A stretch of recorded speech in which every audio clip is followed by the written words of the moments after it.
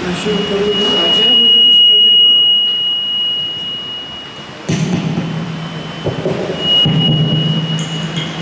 आज अमावस्या है और कृष्ण पक्ष शुरू हुआ है। इसको दृष्टि में रखते हुए मैं आप सबको हरे कृष्णा कहता हूँ।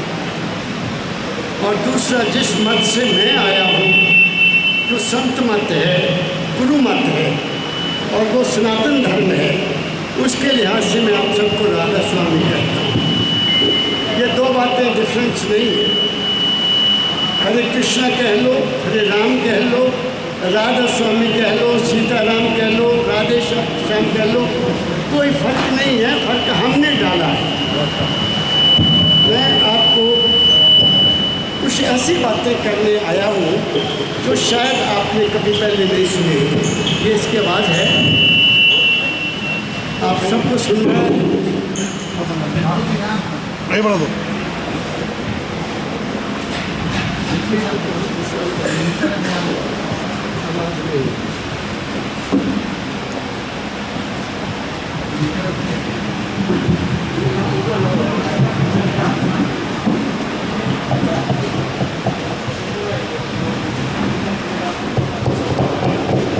आवाज़ है।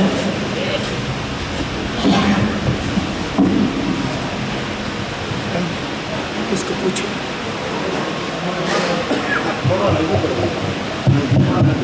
हाँ,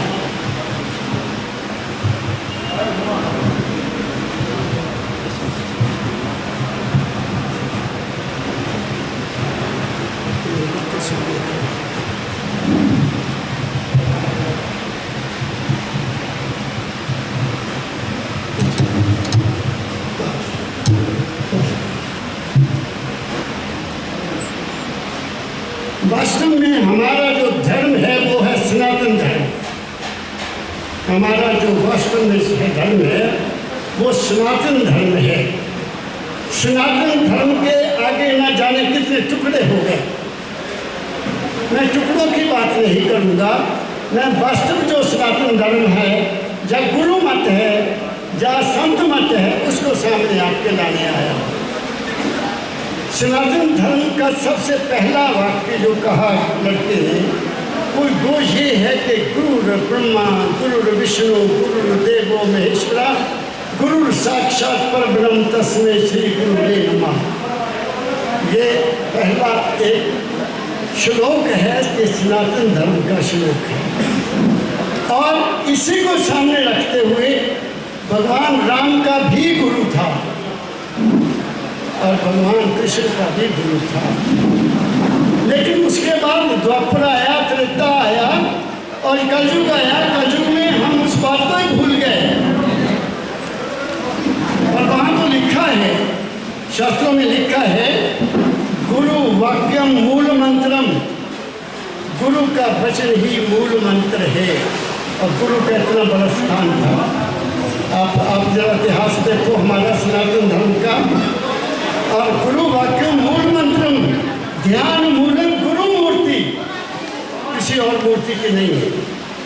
ध्यान मूलम गुरु मूर्ति, पूजा मूलम गुरु पदम और मोक्ष मूलम गुरु कृपा। मोक्ष अगर मिलेगा, अगर हमारी जीवन जन्म मरण की मुक्ति होगी तो केवल गुरु की कृपा से होगी, उससे पहले होगी नहीं। लेकिन क्या हम आज हमारी ये परंपरा है। मैं अपने बचपन की बात आपको सुनाता हूँ। जब बचपन में मैं था तो उस वक्त हर गांव में एक पुरोहित होता था। पुरोहित को गुरु माना जाता था। वो 9 साल के बच्चे को गायत्री मंत्र सिखाता था और उसके जनेऊ डालता था। आज वो कहाँ है? कहीं नहीं है। हुआ क्या? हमें हो क्या गया कि हमें असलियत गायत्री मंत्र को भुलाकर, जो गायत्री मंत्र है वो हमारे जीवन का आधार है। उसमें कहा गया है कि तुम्हारे अंदर ही ज्योति जलती है, उस ज्योति को अपने जीवन का मार्गदर्शक बनाओ, तुम्हारा जीवन सुखी हो जाएगा। क्या आज कोई आदमी गायत्री मंत्र का पाठ करता है? कोई नहीं करता। मैं ब्राह्मणों को पूछता हूँ जो पुजारी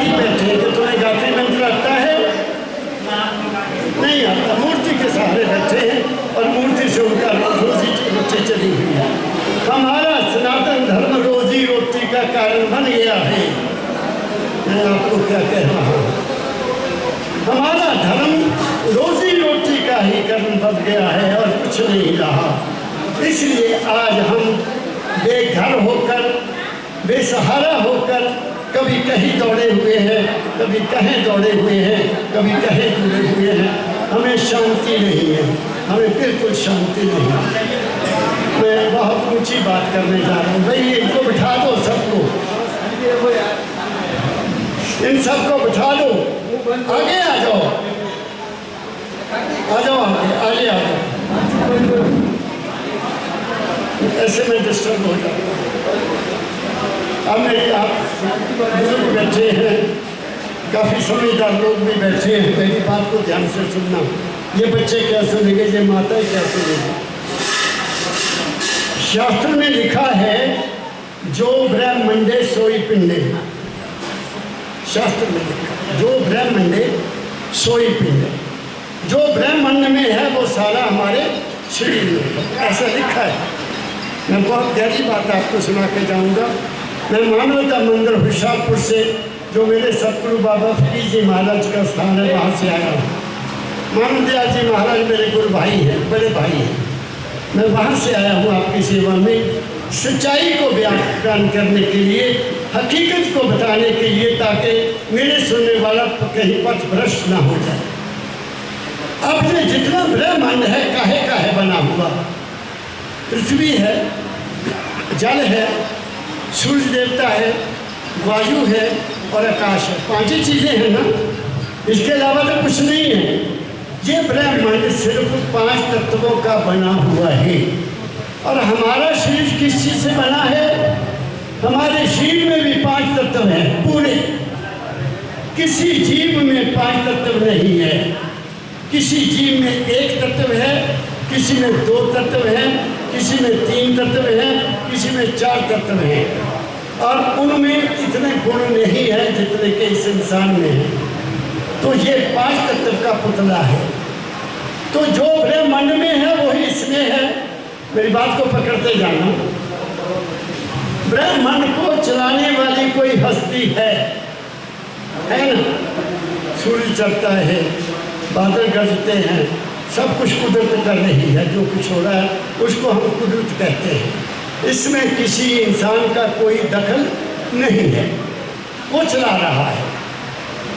अगर इस ब्रह्मांड को कोई शक्ति चलाने वाली है, और कहा गया है कि जो ब्रह्मांड सोई पिंडे, तो हमारे पिंड को भी चलाने वाली कोई हस्ती है। अब मैं वो हस्ती आपको साबित कर देनी है। वो हस्ती क्या है? हम उसको भूलकर उसको याद करते हैं, किसी रूप में, कभी किसी रूप में, कभी किसी रूप में, कभी किसी रूप में, कभी कहीं भटके हुए, कभी कहीं भटके हुए हैं, तो हमें शांति नहीं है। मेरे सतगुरु बाबा फकीर जी महाराज ने मुझे आदेश दिया कि बेटा तूने कोई किताब नहीं पढ़ना, तूने अपने मन की किताब पढ़ना। बात ऊंची है। जो मन की किताब पढ़ी तो मुझे क्या मिला, वो मैं आपको बताने लगा हूँ।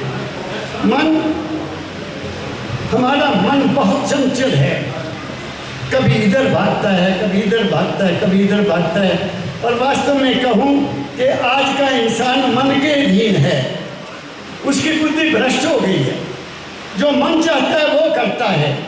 कोई मन के लेवल पर कुछ बन गया, कोई मन के लेवल पर कुछ बन गया, किसी ने किसी लेवल पर अपने आप को अलग कर लिया, किसी ने किसी लेवल कर। इंसान के टुकड़े टुकड़े हो गए हैं, इंसानियत खत्म हो गई है। किसी ने अपने आप को पहचानने की कोशिश नहीं की।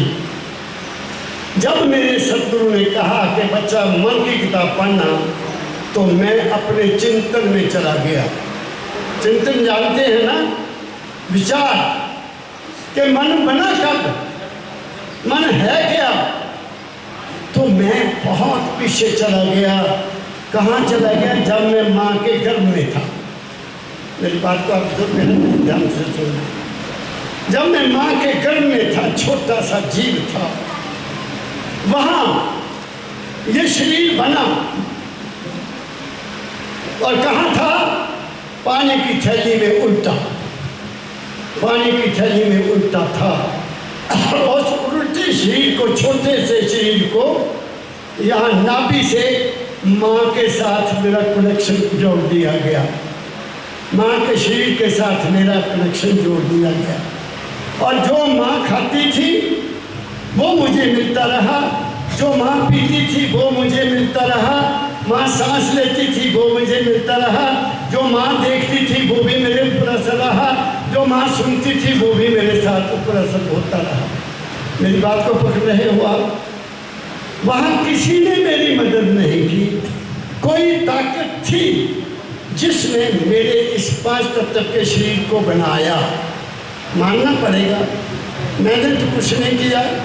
मुझे नहीं पता भगवान कहाँ है, मुझे नहीं पता कहाँ वो काम करता है, मुझे नहीं पता क्या कैसे बनते हैं हम। उसने हमें 5 तत्व का पूरा बच्चे के रूप में लाकर माँ के गर्भ से बाहर रख दिया। ठीक है, अब क्या करते हैं डॉक्टर? बच्चे को पहले एकदम सीधा करते हैं सबसे पहले, तो बच्चा रोता है। बात को पकड़ना, बच्चा रोता है। क्यों रोता है? किसी डॉक्टर को ये पता नहीं है कि वो क्यों रोया। मैं डॉक्टरों से बात की है जो बच्चों को जन्म देते हैं, उनसे पूछा कि डॉक्टर साहब बताओ आपने कितने बच्चों को जन्म दिया, माँ के पेट से निकाल कर खड़ा किया, तो क्या आप बता सकते हो रोया क्यों?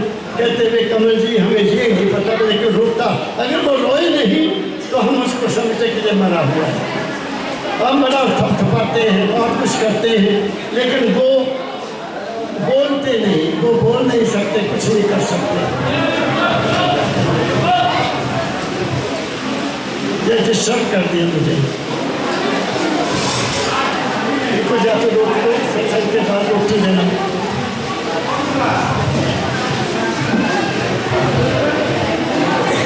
अच्छा चलो, वो अपना काम करें। जाए फिर क्या करते हैं? वो क्यों रोता है? क्योंकि जब वो उल्टा लटका हुआ था तो उसकी सारी हस्ती यहाँ थी, वो यहाँ था, उल्टा लटका हुआ, पूरी समाधि लगी हुई थी। झटका दिया तो वो यहाँ आ गया, वो झट के रोया। बात समझ गए?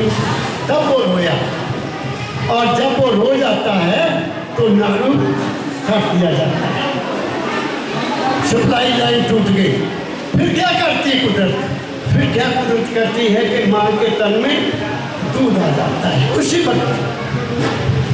उसी वक्त माँ के स्तनों में दूध उतर आता है। अब ये सारा इंतजाम पहले हुआ है, हुआ कि नहीं हुआ? मैंने तो कुछ नहीं किया, मेरा इंतजाम पहले ही हुआ है, तुम्हारा इंतजाम भी पहले ही हुआ है। उसने तुम्हारे बचपन से लेकर तुम्हारे माँ के गर्भ में आने तक से लेकर तुम्हारी जिम्मेदारी अपने हाथ में ली हुई है। बात समझ गए? माँ के दूध आ गया, दूध पीता रहा 6 महीने, साल, 1.5 साल, दांत आ गए, माँ का दूध सूख जाएगा। अब रोटी खाओ। जब दांत आ जाते हैं तो माँ का दूध खत्म हो जाता है। बात समझ रहे हो? अब हम बड़े हो गए, रोटी खाई, बड़े हो गए, नौजवान हो गए, हम रोटी भी खाते हैं, दुनिया को देखते हैं, सब कुछ करते हैं ना। तो जो कुछ भी हम खाते हैं, पीते हैं, जो कुछ भी करते हैं, क्या हम खाने के बाद खाने को पचाते हैं? मेरा मन सवाल करता है। मैंने खाना खाया, खाना खाने के बाद मैंने कोई एक्सरसाइज की कि खाना पच जाए, मैंने कोई दौड़ लगाई या मैंने कोई दवाई खाई, कुछ नहीं।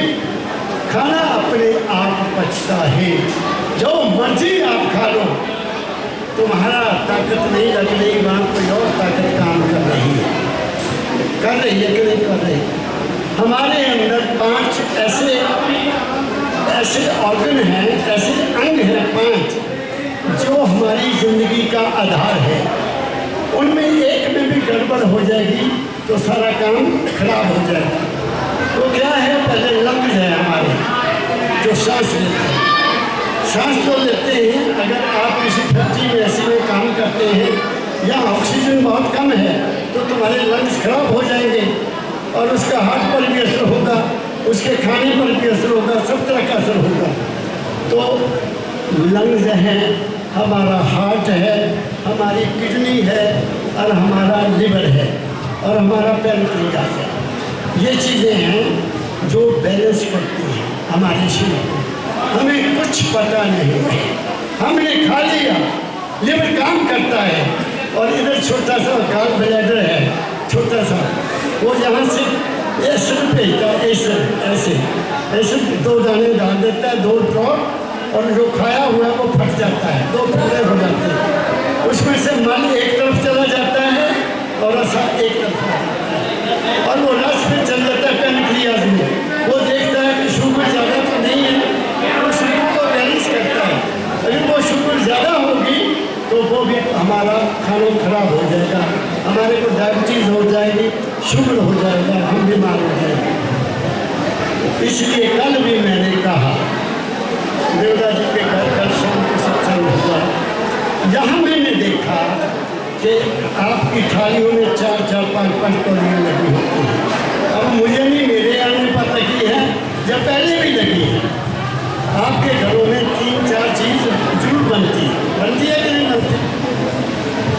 अब आप 3-4 चीज़ें अगर खाओगे तो आपके लिवर को कितना काम करना पड़ेगा, सोचना नहीं। एक चीज़ खाई होगी, लिवर को ज़्यादा कष्ट नहीं है।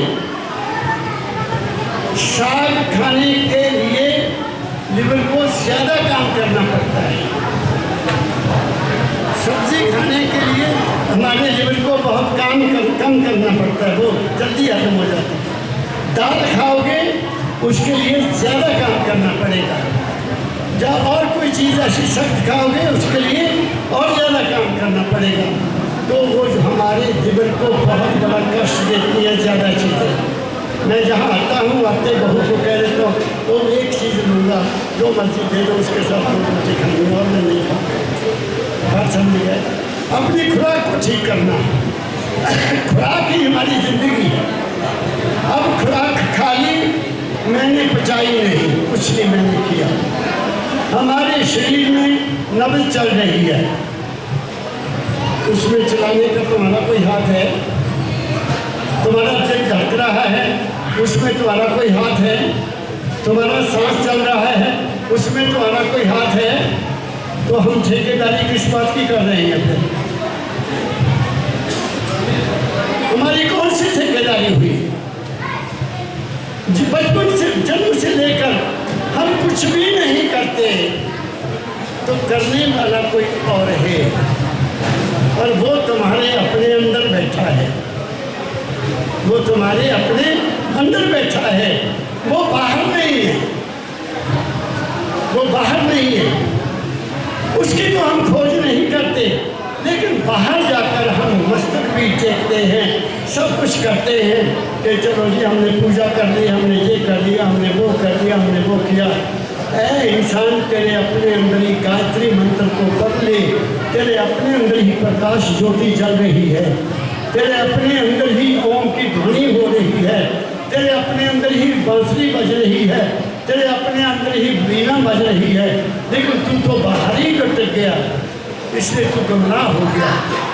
जब देखा संतों ने कि सनातन धर्म किधर को बह गया, ये सनातन धर्म किधर को चला गया, ये तो शास्त्रों को ही छोड़ गया, ये तो परंपरा को ही छोड़ गया, तो संतों का अवतार हुआ, कबीर साहब का अवतार हुआ, गुरु नानक का अवतार हुआ, दादू का अवतार हुआ, पंतु का अवतार हुआ।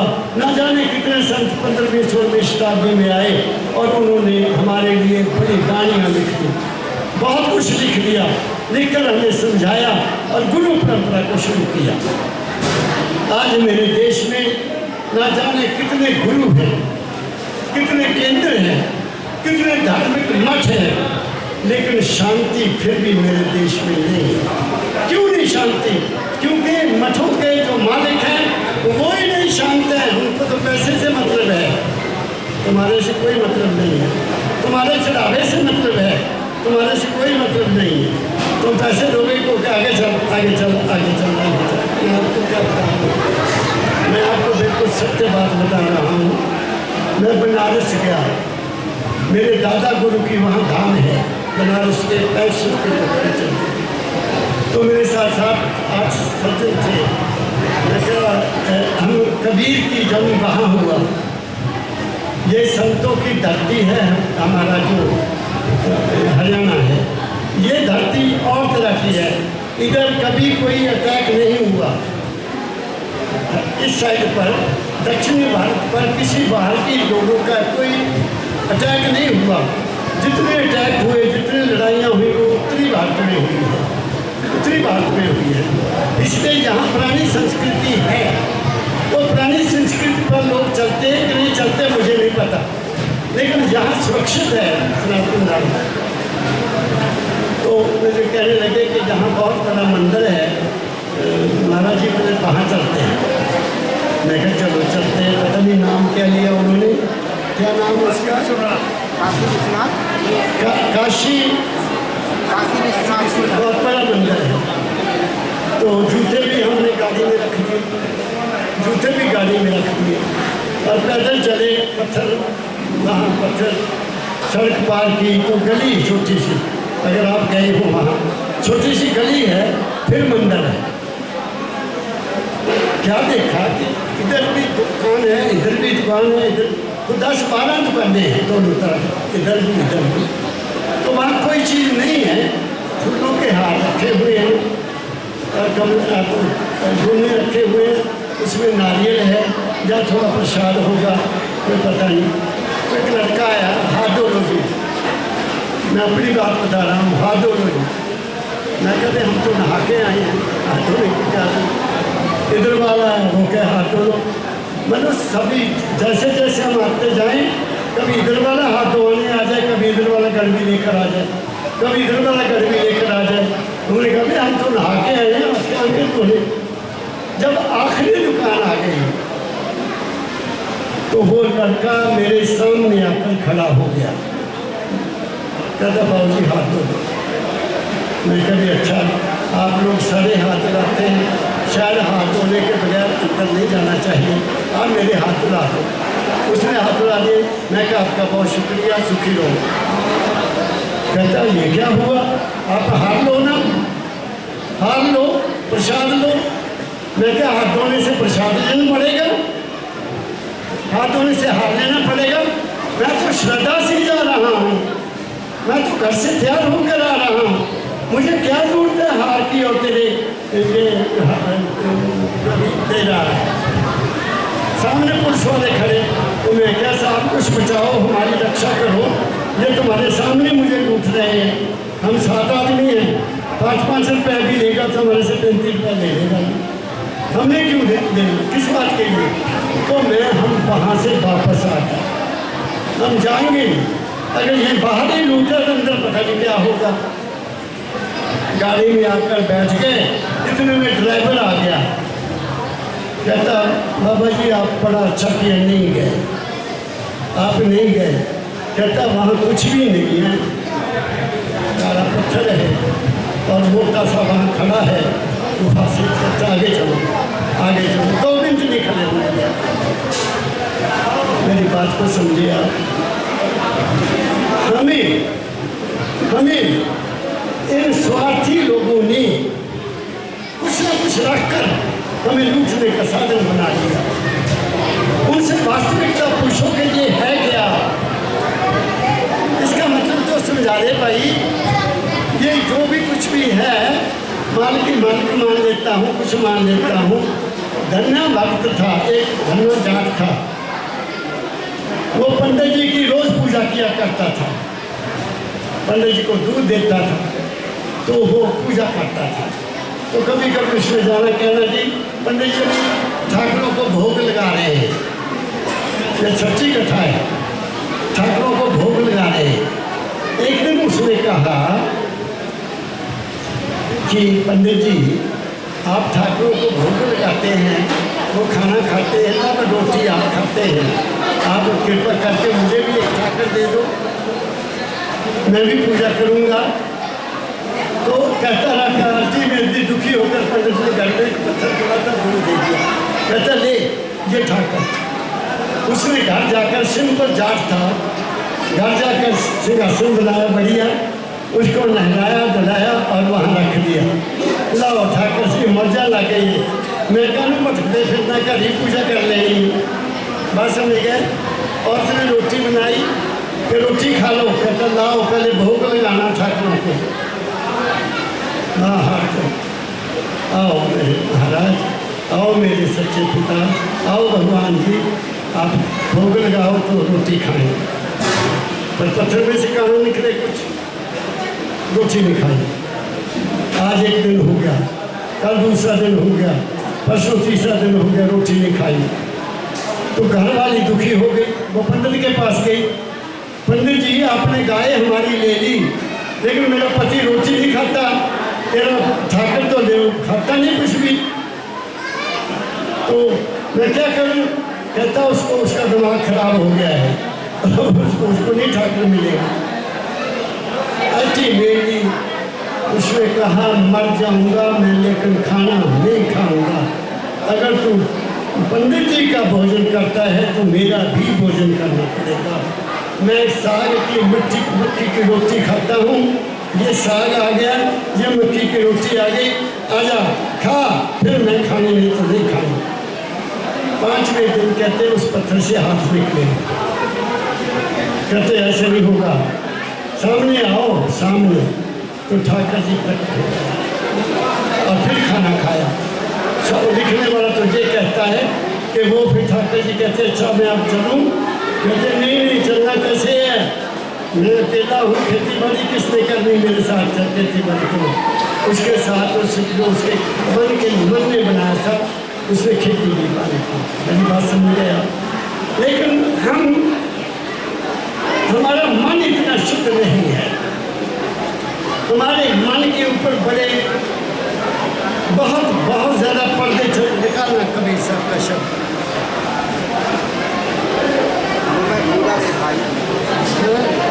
भूला रे भाई, नहीं वो निकालो आप। गूगल का पत्र खोल तो पिया मिलेगा। वो पिया जिसकी मैं बात कर रहा हूँ वो हमारे अंदर है। कबीर ने उसके ऊपर एक शब्द लिखा है बहुत प्यारा, घूंघट के पट खोल तो पिया मिलेंगे।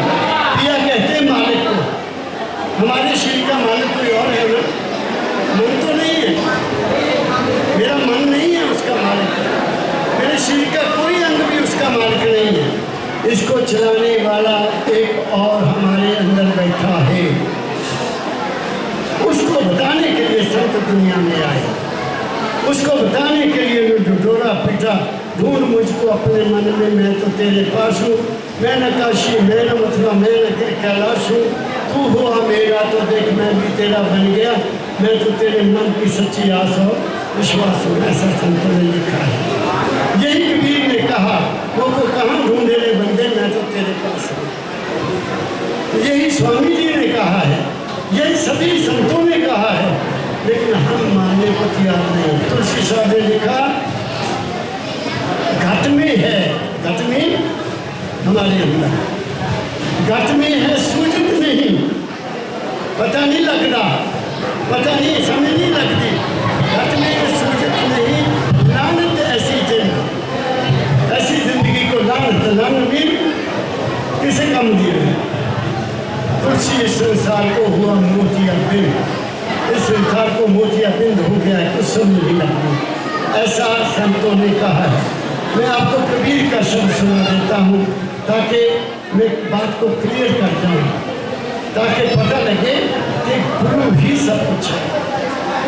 आज गुरु परंपरा है, लेकिन वो चीज़ नहीं है जो कि हमें देनी चाहिए। कोई असली भेद हमें नहीं देता, कोई हमें अपने अंदर नहीं रखता कि जो कुछ है बेटा तेरे अपने अंदर है, मैंने तुम्हें भेद बता दिया, तू भजन कर, सिमरन कर, ध्यान कर, तेरे को अपने अंदर सब कुछ मिलेगा, बाहर कुछ नहीं। मेरे पास बाग बाग आने की जरूरत भी नहीं, ये कह देते हैं। लेकिन आज तो दिन फिक्स किए जाते हैं, फलाने दिन आओ, इस दिन आओ, ये होगा वो होगा। वो एक तमाशा है, एक मैं क्या कहूँगा, एक मेला है। संत मेला नहीं करते। मेरे बाबा फरीद तो कह दिया करते थे, जिसका जी चाहे मेरे सत्संग में आए, जिसका जी चाहे ना आए, जिसमें मेरे को किताब पढ़नी पड़े, जिसमें नहीं पढ़नी ना पड़े। अपने लिए पढ़ना है, अपने लिए करना है। मैंने तो भेद बताना है, मैं सच्चाई बतानी है। तुम्हें अच्छी लगती आ जाओ, नहीं लगती तो ना हवा खाओ। ये मालिक मेरे मालिक मेरे सब तुम बाबत कीजिए मालिक का करते हैं। अब पढ़ो अब सुनना है, ध्यान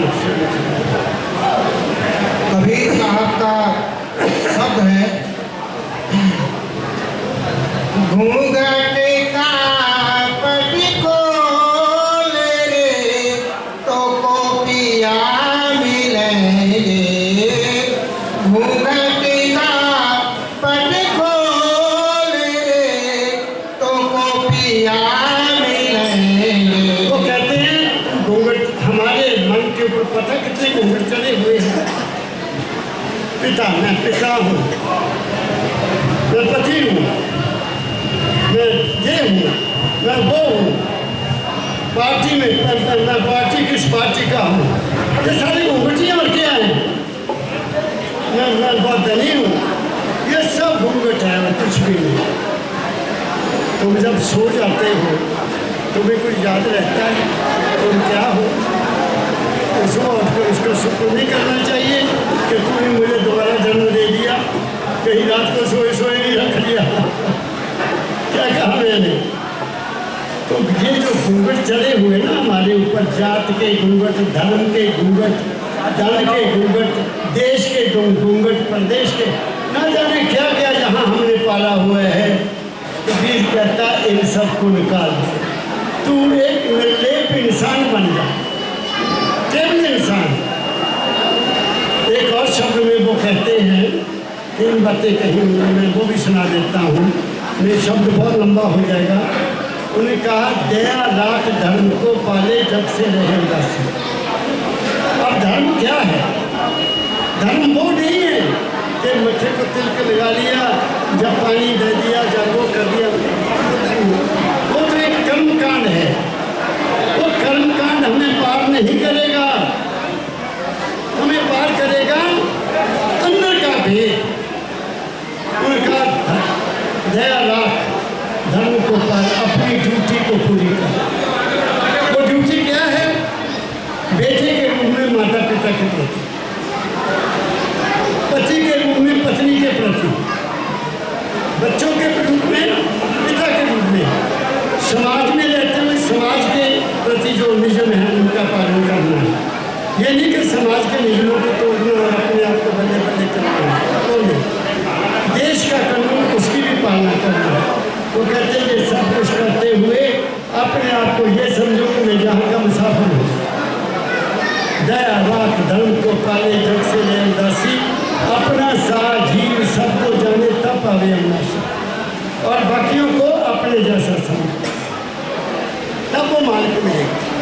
अगर आप अपने जैसा किसी को नहीं समझते, द्वेष करते हो, नफरत करते हो या झगड़ा पैदा करते हो, तो आप इंसानियत के साथ बहुत बड़ा पाप कर रहे हैं, ऐसा उन्होंने कहा है। फिर आगे कहते हैं, आगे क्या कहना है, सहे कुशब्द सहे कुशब्द बाद को त्यागे, सारे गर्व घुमाना। किसी ने बुरा कह दिया, सहन कर दिया, गर्व नहीं करना किसी चीज़ का। क्या कोई चीज़ हमारे साथ जाने को तैयार है। कोई चीज़ हमारे साथ नहीं जाएगी। वाल्मीकि जी की कथा आती है कि वाल्मीकि जी अपने बचपन में या नौजवानी में अपने घर का पालन पोषण करने के लिए चोरी करते, लोगों को पकड़कर लूट लेते थे, उनको लूट कर अपने घर का कारोबार चलाते थे। तो नारद मुनि आ गए। नारद मुनि आ गए तो उन्होंने कहा तुम क्या करते हो, ये बुरा खर्च करते हो, जिनके लिए करते हो, क्या तुम्हें कभी वो तेरा साथ देंगे। उसने कहा तुम मुझे गलत रास्ते पर लगा रहा है, मैं तेरी बातों में आने वाला नहीं हूँ, रख दे जो तेरे पास है। कहता मैं गलत नहीं कहता, तुम ऐसा करो मुझे इस दरख्त के साथ बांध दो, बांध कर घर जाओ, अपने पिता को पूछो कि जो मैं लूट मार करके तुम उसका हिस्सेदार बनोगे। फिर पत्नी को पूछना, माता को पूछना, बच्चों को पूछना, अगर वो तेरा हिस्सेदार बनेगा तो लूटमार कर, वरना तुम्हें ही भोगना पड़ेगा। उसमें उसी वक्त वो सारा काम छोड़ा और वाल्मीकि ऋषि बन गया, जिसने रामायण को लिख दिया। बात मेरी समझ गया? तो इसलिए शब्द कोई कह के बुरा, हमने क्यों बुरा बनना? मीठी वाणी बोलो मुख से, मन रहे निर्मल शुद्ध शरीर। मन निर्मल रहता है मीठी वाणी बोलने से, शरीर पर कोई असर नहीं पड़ता। किसी गुस्से वाले आदमी को क्रोध में जब हो तो उसकी शक्ल देखो, लाल हुआ होता है, उसका खून पूरे दौरे पर होता है, उसका क्या फायदा? हमारे शरीर का नुकसान होता है। आप नहीं समझ रहे हो? इसलिए संतों ने ये लिखा, पढ़ो घूंघट के पटखोर को टोपियाँ मिलेगी अगले लाइन में। घट घट में वही साईं रमतार, घट घट में वही साईं रमतार, कटुक बचन मत बोले तो गोपिया मिले। वो कहते सब में वो ही है। सुनो मेरी बात, हमारा शरीर, हमारा मन, ये किसी से नहीं मिलता। हमारा शरीर, हमारा मन किसी से नहीं मिलता। अंदर हमारे एक आत्मा है और एक आत्मा से ऊपर चीज है, उसका नाम है सुख, उसका नाम है होश, उसका नाम है कॉन्शियसनेस। वो कभी नहीं बदलते, वो एक जैसे हैं। हमारी जो आत्मा वो प्रकाश रूप है और जो सुनते हैं वो मालिक का अंग है। उसको देखना, वो सब कुछ वो ही कर रही है, बाकी कुछ नहीं। ये सारा खेल उसका है। अंदर प्रकाश है, वो उत्पत्ति करता है, शब्द है, उसके कारण ये सारा संसार खड़ा है। हमारे जिंदगी का मालिक प्रकाश और शब्द है। और हमें सतगुरु ने बताया कि किसी की पूजा नहीं करना है, केवल अपने में उसको प्राप्त करो, तुम्हारा कल्याण हो जाएगा। तुम जहाँ से आए हो वहीं वापस चले जाओगे। तो कबीर कहता है सबको अपनी नज़र से देखो, सब में वो ही है, किसी में कोई अलग चीज़ नहीं। आगे धन जो बन का गर्भ न कीजे, धन जो बन का गर्भ न कीजे, झूठा पट रंग चोले तो गोपिया मिले। तो कहते हैं किसी चीज़ का गर्व न करो, मुझे झूठा है, ये साथ नहीं जाएगा, ना जाने कब इसमें क्या पैदा हो जाए। ये सागर है, इसमें सब कुछ है। शास्त्र कहते हैं इसमें 33 करोड़ देवी देवता है। शास्त्र कहते हैं, जो मैंने पढ़ा, जो मैंने सुना वो मैं बता दूँ। गणेश हमारी गुदा में रहता है, ब्रह्मा हमारी इंद्री में रहता है, जो बच्चे का रहता है।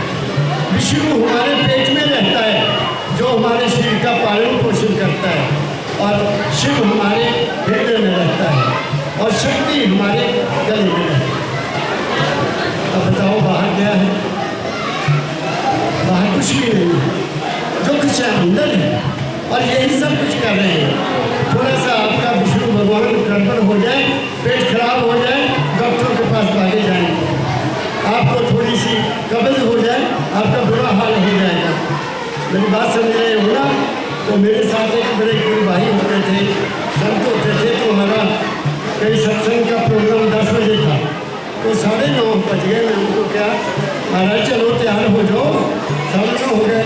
मुझे कहते कमल जी आप चलो, मेरा आज गणेश नाराज है, मेरा आज गणेश नाराज है। बात मेरी समझ गए ना? तो बाहर तो कुछ भी नहीं है, जो कुछ है इंसान तेरे अपने घट में है। मैं ये मैसेज देने आया हूँ, जरा झाँक के देखो, अपने अंदर पूछो, तुम अपने अंदर पूछो तुम कौन हो, तुम्हें रास्ता मिल जाएगा। अपनी खोज आप करो।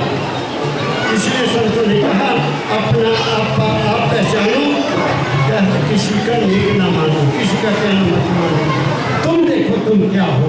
आगे सुन महल में पिया ना बारे, सुन महल में पिया ना बारे, आशा से मत डोले, कह दिया को पिया। कबीर ने शिव को महल माना है। वो एक शब्द का कर नैनो दीदार महल में प्यारा है, इस महल में वो है। तो कहते हैं इस महल में कभी दिया भी जला के देख लो, तुम्हारे अंदर ज्योति जलती है। गायत्री मंत्र को पढ़ के देख लो, तुम्हारे अंदर ज्योति है, उसको देखने की कोशिश करो, तुम्हारे कर्म अपने आप बदलते जाएंगे। प्रकाश क्या देता है? ज्ञान देता है। अंधेरे में कुछ नहीं सूझता, अंधेरे में कुछ नहीं सूझता, रोशनी हो तो आपको सब कुछ पता लग जाता है। ऐसे ही हमारे अंदर ज्योति है, उसको कहते हैं अपने अंदर जलाओ और आशा से मत डोलो, आश रखो पूरी। इसका मतलब ये है पूरी आश रखो कि वो मेरे अंदर है, पूरा विश्वास रखो कि मैं उसको मिलकर रहूँगा। क्या कहा नहीं, बाहर किए कुछ नहीं होगा। हाँ, तुम्हारी मनोकामना पूरी होती रहेगी, बाहर जाने से जो तुम मांगते हो वो मिल जाएगा, कि वहाँ जाकर ये करो, वहाँ ये करो, ये मिल जाएगा, ये मिल जाएगा, ये हो जाता है। लेकिन अपने आप को नहीं जान सकते, इसलिए कबीर कहता है अपने अंदर दिया बार के दुख हो गई, तुम्हें पता लगे तुम कौन हो। आगे चलो। जो कलगत से रंग माल में, जो कलगत से रंग माल में, पिया पाए अनमोल। कहते जो युक्ति करना, हिम्मत कर, कुछ हिम्मत कर, कोई युक्ति कर, कोई ऐसा रास्ता ढूंढ जिससे तेरे को अंदर अनमोल पिया मिल जाएगा। उसकी कोई कीमत नहीं, वो पिया तुम्हें मिल जाएगा अगर तू जो युक्ति से चलेगा। रोज दरवाजा खटखटाएगा, रोज दरवाजा खटखटाएगा तो ये दरवाजा जरूर खुल जाएगा। ऐसा कभी आगे चलो। काहे कबीर आनंद भयो है, काहे कबीर आनंद भयो है, बाजत अनहद ढोल, देखो को पिया मिले। कबीर साहब कहते हैं फिर आदमी को क्या मिलता है? उसकी सभी कुछ आनंद ही आनंद हो जाता है उसके जीवन में, और उसके अंदर ही सब बातें बजते हैं, उसके अंदर ही हर चीज़ बजती ही है। मैंने जैसे आपको पहले बताया कि हमारे अंदर ही ओम की ध्वनि होती, मुंह से ओम ओम करने से कुछ नहीं बनेगा, हमारे अंदर ही ओम की ध्वनि है, तुम्हारे अंदर ही ज्योति जल रही है, तुम्हारे अंदर ही घंटा बज रहा है, तुम्हारे अंदर ही शंख भी बज रहा है, तुम्हारे अंदर बंसुरी बज रही है, तुम्हारे अंदर तो सब कुछ है। लेकिन हमने कभी कोशिश नहीं की तो उसको जानने की कोशिश करें। तो मैंने थोड़े में बहुत दौड़ लंबा दूर नहीं लेके गया आपको अपने अंदर में ठहराने की मैंने कोशिश की है। और सनातन धर्म भी यही कहता है कि मुझे अपने आप में तो दूर करने, लेकिन गुरु की परंपरा दूर करनी पड़ेगी। तो मेरा आप सबको बहुत बहुत प्यार भरा राधा स्वामी हरे कृष्ण।